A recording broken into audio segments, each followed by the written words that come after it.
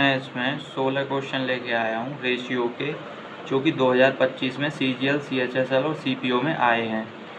ये वो सारे क्वेश्चन हैं जो रेशियो टॉपिक में कवर होते हैं। अगर ये कर लिए तो पूरा टॉपिक क्लियर हो जाएगा। पहले क्वेश्चन को देखते हैं। यहाँ बोला है road is divided in the ratio 2/5, ratio 3/10, ratio 1/2। Total length given है और स्मॉलेस्ट पीस की लेंथ पूछी है। तो पहले तो इसको स्टैंडर्ड रेशियो बनाना पड़ेगा। ये स्टैंडर्ड नहीं है, तो स्टैंडर्ड बनाने के लिए या तो इनको 5, 10 और 2 के LCM से मल्टीप्लाई कर दो, जो कि 10 ही है इनका LCM। 10 से मल्टीप्लाई करोगे इसको तो 5 से ये 2 बार जाएगा, बचेगा 4, ये तो 3 ही आएगा। और यहाँ 10 से मल्टीप्लाई करोगे तो 2 से 5, 5 आ गया। तो बोल रहा है टोटल लेंथ 6 मीटर है, 4 और 3 7 और 5 11, तो 6 मीटर 11 की वैल्यू है। और निकालनी है स्मॉलेस्ट पीस की, स्मॉलेस्ट है 3 की वैल्यू निकालनी है, which is 18/11, which is 1.5 metre. Actually ये 11 नहीं 12 होगा, सॉरी, ये 1.5 हो जाएगा। नेक्स्ट क्वेश्चन में A रेशियो B दे रखा है, B रेशियो C दे रखा है, A ratio B ratio C पूछा है। अब इस केस में यहाँ पे B 7 है और यहाँ पे B 3 है, तो दोनों सेम नहीं है। इसके दो तरीके हैं, एक बेसिक है और एक स्मार्ट अप्रोच है। बेसिक तो ये है कि A रेशियो B लिखो 5 और 7, उसके बाद B रेशियो C, तो B कितना है 3 और C कितना है 4। 7 के बगल में कोई नहीं है तो 7 लिख दो, 3 के बगल में कोई नहीं है तो 3 लिख दो, इनका मल्टीप्लाई कर दो 15, 21 और 28। इसको काट सकते हैं किसी से? नहीं, तो ये ए आंसर आ गया। और जो स्मार्ट अप्रोच है वो ये है कि बी को सेम करना है हमको। तो बी को सेम कैसे कर सकते हैं? इस पूरे को 3 से मल्टीप्लाई कर दूं तो 15 और 21। अब b यहाँ 21 हो गया है, यहाँ भी b को 21 करना है, तो इसको किससे मल्टीप्लाई करना पड़ेगा? 7 से। तो इस पूरे को 7 से किया तो b तो ऑलरेडी 21 हो चुका है, इसको करेंगे 7 से तो ये 28 हो जाएगा। ये ज्यादा बेस्ट है जो टाइम सेव करेगा। आगे आते हैं। अब अगर इस क्वेश्चन को देखो, पिछले वाले क्वेश्चन में सिर्फ 2 टर्म थे, a b था और b c था। यहाँ 3 टर्म दे रखे हैं और p q r s इनका रेशियो पूछा है। इसको भी दोनों तरीके से कर सकते हैं, बेसिक और स्मार्ट अप्रोच से, दोनों ही देख लेते हैं। तो P रेशियो Q है 6 रेशियो 11 और Q रेशियो R है 5 रेशियो 4, R रेशियो S है 9 रेशियो 7। 11 के बगल में कुछ नहीं है, 11 लिखो, 11 लिखो। 4 के बगल में कुछ नहीं है, 4 लिखो। 5 के बगल में कुछ नहीं है, 5। यहाँ 9 है तो 9 9। और इनका मल्टीप्लाई कर दो, 9 पंजे 45, 45 इंटू में 6, ये हो जाएगा 6 चौक 24, 3 270। ऐसे भी देख सकते हो 270 इन दोनों में है, तो या तो ए होगा या डी होगा, बी सी नहीं हो सकते। उसके बाद में इसका मल्टीप्लाई किया तो 9 पंजे 45, 45 और 11 आ जाएगा 495। तो 495 इसमें 396, तो ये हो जाएगा। दूसरा तरीका वही था कि पहले Q को इक्वल करते, यहाँ पे Q यहाँ R है, यहाँ 5 है, इसको इक्वल करते, PQR मिलता, फिर R को इक्वल करते तो PQRS मिल जाता। उसके बाद ये ऊपर वाला क्वेश्चन है, इसमें A रेशियो B 5 रेशियो 3 दे रखा है और ये पूछा है जहाँ पे ऊपर और नीचे रेशियो में पावर सेम हो, यहाँ A है यहाँ B है, इसकी भी पावर 1 है, तो डायरेक्ट A और B की वैल्यू पुट कर सकते हैं। और जहाँ पावर अलग हो वहां फिर उसको सॉल्व करना मुश्किल हो जाता है। तो यहाँ A की वैल्यू 5 है और B की वैल्यू 3 है, पुट करो। 6 इंटू में 5 प्लस 2 इंटू में 3 रेशियो 6 इंटू में 5 माइनस 2 इंटू 3, ये हो जाएगा कितना 30 और 36, और 30 में से 6 गए तो 24, सो 3 रेशियो 2, ये हो जाएगा। आगे देखते हैं। बोला है B is 25% more than A। ना 25% होता है 1/4 फ्रैक्शन में, इसके लिए थोड़ा परसेंटेज क्लियर हो तो ज्यादा बेटर है। B 25% मोर है A से, मैंने मान लिया B है A। अगर A में 4 मान लूं तो 4 का 25% 1 है, और वो 25% ज्यादा है, मतलब 4 से 1 ज्यादा है, तो B कितना रहा होगा 5। दूसरी कंडीशन में बोला है 20% वाला को, तो 20% होता है 1/5। और C is 20% more than B, C यहाँ लिखा, B यहाँ लिखा। अब B अगर 5 है तो 5 का 20% 1 होता है, 5 से 1 ज्यादा है, C 6 होगा। अब यहाँ B तो यहाँ भी 5 है, तो यहाँ तो सेम करने की जरूरत नहीं है, तो यहाँ डायरेक्ट इनको मर्ज कर सकते हैं कि A 4 होगा, C होगा, और इसको सिंप्लीफाई किया तो 2 और 3, 2 रेशियो 3 आ जाएगा। A रेशियो C पूछा था B। के बाद जब ऐसा क्वेश्चन दे रखा हो 3a = 6, b = 9c और a b c पूछा है, तो इसकी ट्रिक होती है एक्चुअली, अगर a निकालना है तो हमें a ratio b ratio c, जब a निकालना है तो a को छुपा लो, इन दोनों का मल्टीप्लाई करो, 9 × 6 54। जब b पूछना है b को छुपा लो, इन दोनों का मल्टीप्लाई करो, 9 × 3 27। जब c पूछा है तो c को ही छुपा लो, इन दोनों का मल्टीप्लाई करो, 6 × 3 18। अब ये कट रहा है, किससे कट रहा है? 9 से कट रहा है, 9 × 3 54, 9 × 3 27, 9 × 2 18, 6:3:2 c हो गया। आगे देखते हैं, बोला है a box contain 5 rupee, 2 rupee and 1 rupee coin in the ratio 7 3 2। The total amount in the box दे रखा है, find the number of coins of 2 rupee. Actually rupees देखें तो रुपीज हैं 5 रुपी, 2 रुपी एंड 1 रुपी, और इनका जो रेशियो है कॉइन्स का, कितने कॉइन्स हैं, वो दे रखा है 7 3 और 2। एक्चुअली जो 7 कॉइन है और एक कॉइन की वैल्यू 5 है, तो 7 कॉइन वाले रुपए की कितनी वैल्यू हो जाएगी? 35। ऐसे इसकी तो टोटल वैल्यूज अगर मैं निकालूं तो ये 35 आएगा, ये 6 और ये 2 को जब जोड़ोगे तो 35 6 41 और 43। ये 43 किसकी वैल्यू है? ये 1075 टोटल रुपीज है ना, तो 1075 की वैल्यू है 43। जब भी कोई वैल्यू निकालनी होती है, जिसकी गिवन हो उसको डिवाइड में लेते हैं और जिसकी निकालनी है उससे मल्टीप्लाई करते हैं। 2 रुपीज के नंबर ऑफ कॉइन्स निकालने हैं, 2 रुपीज ये थे, इसके नंबर ऑफ कॉइन्स कितने? 3 की वैल्यू निकालनी। इसको काटा 2 बार तो 21 बचा, 21 में 5 और फिर 5 बार, ये 5 बार गया, और 25 इंटू में 3 कितना हो जाएगा? 75। ये बहुत पूछा जाता है क्वेश्चन। के बाद इसको देखें, box contain red and black marble in the ratio 3। Red और ब्लैक किसमें है? 3:5 में है। If there are 40 more black marbles then red, how many marbles are there in total. उसने बोला है जो रेड हैं, रेड से ब्लैक 40 ज्यादा है, मतलब इनका जो डिफरेंस है जो कि 2 है, इसकी वैल्यू गिवन है 40, तो 1 की वैल्यू यहाँ से आ जाएगी 20। और पूछा है how many marbles are there in total, थे 5 और 3 8, 8 की वैल्यू निकालनी है, तो 8 की वैल्यू हो जाएगी 20 × 8 125 बी। आगे देखते हैं, इसमें बोला है 2 numbers are in the ratio 5:7। if 9 is added to each, the new ratio become 8 और 11, दो नंबर हैं 5:7 में, और वो 8:11 बन जाते हैं अगर दोनों में ही +9 कर दिया जाए, इसमें भी +9। इसके भी दो मेथड है, एक है थोड़ा टाइम टेकिंग और एक है जिसमें तुम बिना पेन उठाए कर सकते हो उसको, बट थोड़ा सा प्रैक्टिस करनी पड़ेगी। तो अगर मैं इसका एक मेथड होता है डबल क्रॉस मेथड में, क्या करना होता है, ये भी 9 से ऐड हुआ, यहाँ भी 9 लिखा है, यहाँ भी 9, इसका इसमें मल्टीप्लाई और इनका डिफरेंस लेते हैं। नाउ 55 और 8 7 56, इनका डिफरेंस आएगा 1, इसका इसमें मल्टीप्लाई और इनका भी क्या लेंगे? डिफरेंस। तो ये हो जाएगा कितना? 8 और 11 का 3 और 9 3 27 हो जाएगा इनका डिफरेंस। 9 8 72 और 11 नंबर 99 और 72 का डिफरेंस लोगे 27 आएगा। मतलब एक की वैल्यू 27 है, उसने पूछा है ओरिजिनल नंबर क्या होंगे। ओरिजिनल नंबर थे 5 और 7, तो मतलब 27 × में 5 पहला नंबर हो जाएगा, म्हणजे 35 3 5 दूनी 10 और 13 135 एक ही में दे रखा है, तो यही आंसर होगा। दूसरा भी निकाल सकते हो, दूसरा नंबर हो जाएगा 7 × में 27, हो जाएगा 189। इसका जो दूसरा अप्रोच है, दूसरा अप्रोच ये है कि ये 5 और 7 था, ये इम्पोर्टेंट है, किसी अप्रोच से जाना चाहिए टाइम सेव करना है तो। एक्चुअली यहाँ भी 9 ऐड हुआ था और यहाँ भी 9 ऐड हुआ था, तो इन दोनों का डिफरेंस और इन दोनों का डिफरेंस सेम होना चाहिए, क्योंकि दोनों तरफ सेम ही ऐड हो रही है वैल्यू। बट यहाँ देखूँ तो इसका डिफरेंस 3 है और यहाँ देखूँ तो इसका डिफरेंस 4 है। इन डिफरेंस को इक्वल करते हैं, तो डिफरेंस को इक्वल करने की एक ट्रिक है कि 8 और 11 का डिफरेंस है कितना? 8 और 11 का डिफरेंस है 3, और 7 और 5 का डिफरेंस कितना है?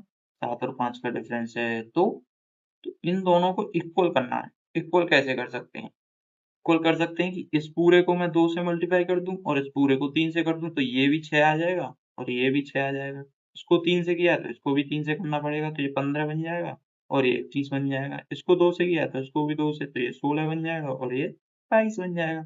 अब देखो 15 और 16 का जो डिफरेंस है वो भी 1 है, और 21 और 22 का डिफरेंस है वो भी 1 है। डिफरेंस हो गया सेम, और डिफरेंस एक की वैल्यू क्या थी? 9। मुझे निकालने थे इनिशियल ना, 15 में 135 होता है और 21 नंबर हो गया 189, वही रिजल्ट आ गया 135 और 189। अगला देखते हैं, बोला ratio of income of A and B is 7:5, ratio of their expenditure is 3:2। If both save 4000 पर मंथ, दोनों सेम ही सेव कर रहे हैं। देखो सेविंग होता क्या है, सेविंग होता है इनकम माइनस एक्सपेंडिचर। तो यहाँ भी यही मेथड लग जाएगा कि इनकम का रेशियो दे रखा है ए और बी का कितना 7:5 और उनका जो एक्सपेंडिचर है उसका रेशियो दे रखा है 3:2 और दोनों 4000 बचा रहे हैं पर मंथ, मतलब ये भी 4000 बचा रहा है और ये भी 4000 बचा रहा है, दोनों की सेविंग बराबर है तो ये डिफरेंस बराबर होना चाहिए। अब ये डिफरेंस बराबर नहीं है तो अभी मैंने सिखाया कैसे करना है। इनका डिफरेंस देखना है 1 आता है, इनका डिफरेंस देखना है 2 आता है। इन डिफरेंस को बराबर करना है तो इसको 2 से मल्टीप्लाई करेंगे तो बराबर हो जाएगा, इसको किया 2 से तो इसको भी ये 6 हो जाएगा, इसको किया 2 से तो ये 4। अब देखो 7 से 6 एक का डिफरेंस, 5 से 4 एक का डिफरेंस, एक की वैल्यू दे रखी है 4000 क्वेश्चन में, 4000 सेव कर रहे हैं ना वो। पूछा क्या है, एक ही इनकम पूछी है, एक ही इनकम है कितनी 7, 7 इंटू में 4 मतलब ये 28,000 हो जाएगी एक ही इनकम। के बाद आगे बोला है on the whole surface of earth the ratio of land and water is 3:5। The land and water in northern hemisphere is 7:9। Then what is the ratio of land and water in southern hemisphere. Total land and water कितना दे रखा है 3:5 total अर्थ में। ये अर्थ है तो में land और वाटर है 3:5 और जो नदन है उसमें 7:9 है। तो सदन में क्या होगा रेशियो लैंड एंड वाटर का वो पूछा है।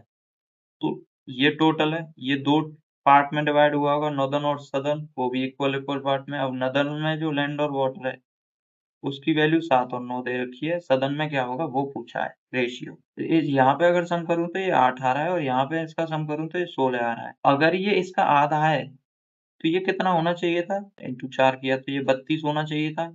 ये 32 है तभी तो इसका आधा ये 16 हो पाएगा। 4 से मल्टीप्लाई तो इसको भी 4 से करना पड़ेगा और इसको भी 4 से करना पड़ेगा। ये 12 हो चुका है। अब ये 12 टोटल लैंड है पूरे अर्थ पे और ये 7 है टोटल लैंड नदर्न हेमिस्फीयर में। तो सदर्न में कितना होगा 12 में से 7 गए तो 5 और ऐसे ही ये 20 है वाटर टोटल पे और ये नदर्न में है 9 वाटर। तो 20 में से 9 गए कितना बचा 11। तो ये आ गया लैंड और वाटर इन सदर्न हेमिस्फीयर 5:11। ये थोड़ा अजीब क्वेश्चन है, इसको अगर तुम पॉज करके दिमाग लगा सकते हो बट मुझे नहीं लगता कि बना पाओगे अगर पहले नहीं किया होगा। तो थोड़ा स्पेशल एफर्ट्स हैं कि यहाँ अगर तुम गौर से देखोगे तो 2 और 3 इनका प्लस इक्वल है 5 के। तो एक्चुअली इन दोनों को जोड़ के इसके इक्वल आ रहा है तो इनको जोड़ो। इनको जोड़ा x minus y plus z plus y minus z plus 2w is equal to है 2x plus z minus w। अब यहाँ से जो चीज कट रही है उन चीजों को काट दो। जैसे ये y से y कट गया, z से z कट गया और ये 2x इधर आके 3x हो जाएगा और w इधर आके 3w हो जाएगा equal to z. Equal to क्या हो जाएगा ये जेड 2x और 3x और ये 3w। अब यहाँ पूछा है इसका ratio 3x plus 3z minus 2w का। अगर मैं इसको और ढंग से लिख सकूं तो 3 कॉमन लेके इसको लिख सकता हूँ x plus z minus 2w ratio w पूछा है। और यहाँ से अगर मैं एक्चुअली कुछ गड़बड़ हुई है इनका सम और y minus z 2w is equal to 2x plus z minus w। y से y कट गया, z से z कट गया तो 2w और ये 3w हो जाएगा ठीक है। और x और ये एक्चुअली हाँ ये गड़बड़ हुई है कि ये x इधर आके 2x में से x जाएगा तो x बचेगा प्लस z मतलब 3w equal to x plus z है। ना x प्लस जेड की वैल्यू यहाँ 3w थी तो 3 इंटू में 3w यहाँ पुट किया माइनस 2w रेशियो w। ना 3 किया 9 माइनस 2 7w रेशियो w से w गया 7:1। आगे देखते हैं, ये अब अच्छे लेवल के क्वेश्चन है। अ बेकर ऑर्डर ये सीजीएल में पूछा गया है। A baker order 10 kg of premium floor and additional some kg of standard floor. Price of premium flour per kg was twice that of the standard flour. Due to an ordering error, the quantity of two types of flour were interchanged. This decreased the total cost by 25%. And the ratio of the quantity of premium flour to the original flour to the standard flour.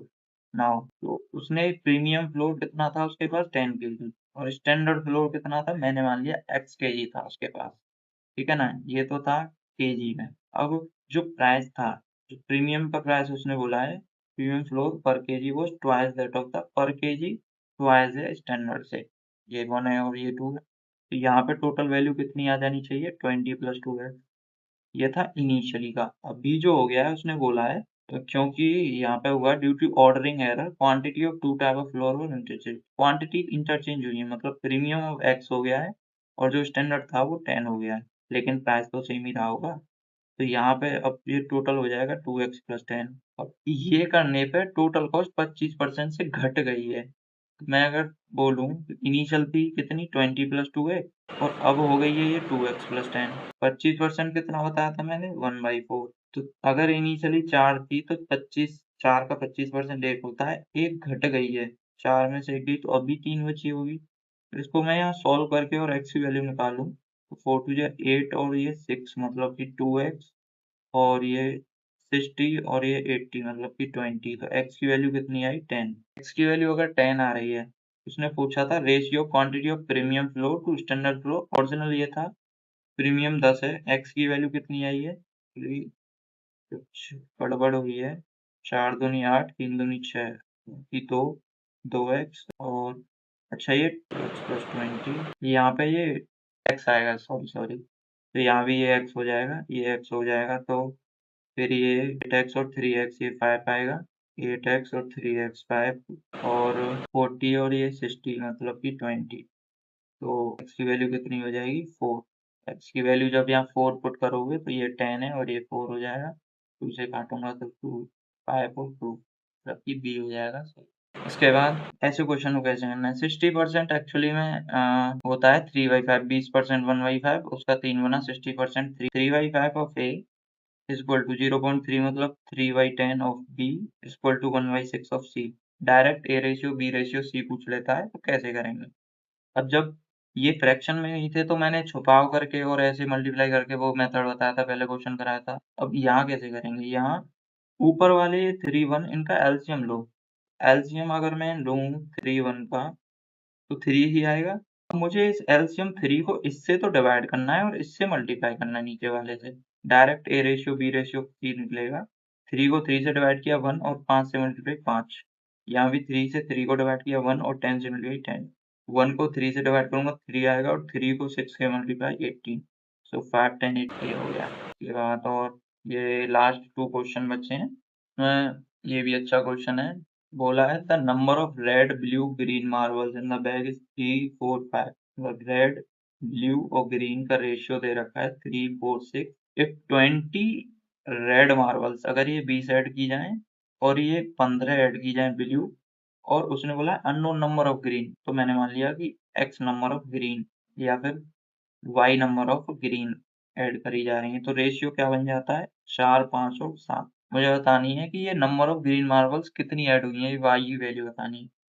तो क्योंकि तुम ratio में direct कुछ add नहीं कर सकते, तो ये 3 और 6 रेशियो था, अगर ओरिजिनल वैल्यू बात करूं तो मैं सबको x से मल्टीप्लाई कर देता हूँ, ये 3x 4x और 6x। अब तुम कह सकते हो 3x में 20 जोड़ा तुमने, 3x प्लस 20, और यहाँ ब्लू के लिए तुमने 4x में 15 जोड़ा है, तो रेशियो कितना हो गया 4:5। यहाँ से निकालेंगे x की वैल्यू, सॉल्व फॉर x, तो 5 into 3 15x और 4 4 16x, मतलब कि x, और 20 into 5 100 और 15 into 4 60, 100 और 60 डिफरेंस 40, x की वैल्यू आई 40।